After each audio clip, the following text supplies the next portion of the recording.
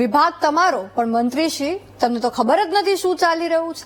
રાજ્યમાં ખેડૂતોની સ્થિતિ અંગે, ખેડૂતોના પ્રશ્નો મુદ્દે અને તેમને પડતી અગવડો અંગે રાજ્યના કૃષિ મંત્રી પાસે વધુ માહિતી હોવી જોઈએ ને, પરંતુ અહીંયા તો કૃષિ મંત્રી જ અજાણ છે, બોલો। અને સીએમ કક્ષાથી કેન્દ્ર માટે દરખાસ્ત થતી હોવાનું જણાવી રહ્યા છે।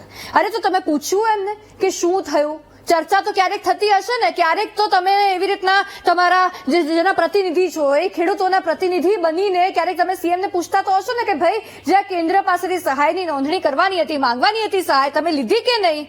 વિભાગ પોતાનો પરંતુ પોતે જ અજાણ, આવું તો કદાચ પહેલી વખત જાણવા મળ્યું હશે। જો કે અહીંયા વાત ખેડૂતોને મળવી જોઈતી સહાયની છે। અરે કેટલાય ગુજરાતમાં ખેડૂતો એવા કે જેમણે પોતાનું જીવન ટૂંકાવી દીધું, દેવામાં ડૂબી ગયા હતા, એ માવઠાના કારણે હેરાન પરેશાન હતા।